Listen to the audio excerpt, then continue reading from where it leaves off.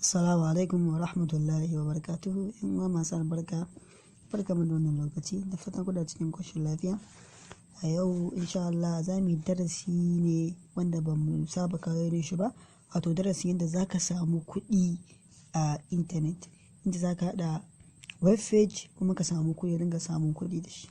Aƙalla a kullum za ka iya samun dala ɗaya. Duk mutumin da ya shiga wannan, duk ba mutum idan ya shiga za ka samu wannan dala ɗaya. So yanzu kai tsaye bara mu je kan haɗa yadda za ka haɗa website ɗin. So before ka haɗa website ɗin dole za ka buƙaci Gmail address, wanda insha Allah idan mutum bai ma iya buɗe Gmail address ba, so kai tsaye za mu wato ainihin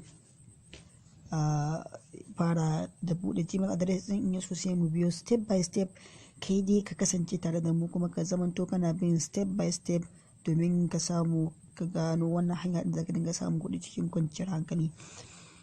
So sannan banda wannan hanya din akwai wata hanya ma da zamu kakkawo wanda zaka dinga samun kuɗi. Akwai hanyar da ake samun kuɗi a Facebook, ko just tallace zaka yi posting ka dan tura, zaka dinga samun akalla dala ɗaya da $1.2, wanda ya kama kusan naira 400 da wani abun fade. Sannan akwai limitin kuma da za ka dinga samun wanda ya fi haka, za ka iya samun 600 ko abin da ya kama da ka fa kullum.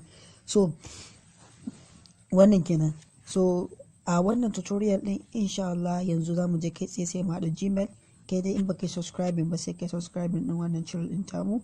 Na gode da kulawa ku, ka manta ka wuce baka yi subscribing ba. Yawa, so kai tsaye za ka je ka buɗe Gmail address ɗinka, za ka iya saka Gmail sign ko Gmail account ko Gmail something da ya mai za ka iya saka. So sai ka shiga Gmail account ɗinka, sai ka ɗan jira ya buɗe, sorry.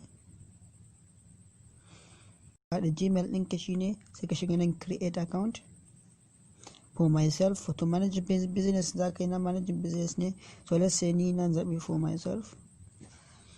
Sai ka shiga first name, sai ka rubuta farkon sunanka, let's say sunanka Khalid, sai ka rubuta Khalid. Last name ɗinka let's say is Adam misali, sai ka rubuta Adam.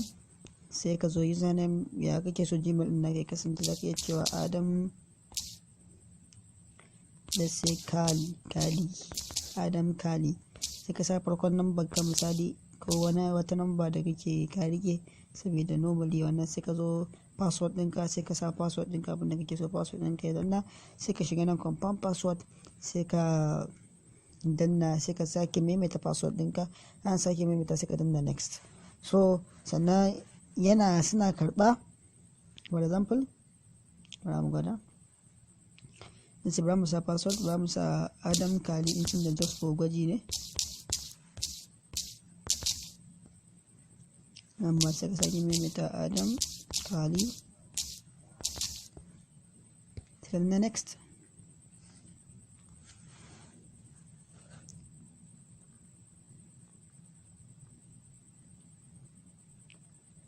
To kaga sun karba, da suna karba a nan wajen sai ka sa phone number ɗinka. Nan kuwa ka sa recovery email address, maybe ka sa iya, za ka iya saka na yayanka, email address din yayanka ko email address din wani, ko kuma ka da wani Gmail address din sai ka sa. In case of misali ka manta password ko na ba, sai tambaye ka email address, recovery email address, sai ka saka sai su wannan ɗinka. Sannan sai nan za ka zo ka zaɓi shekara da aka haife ka, nan dai nan kuma month ɗin da aka haife ka.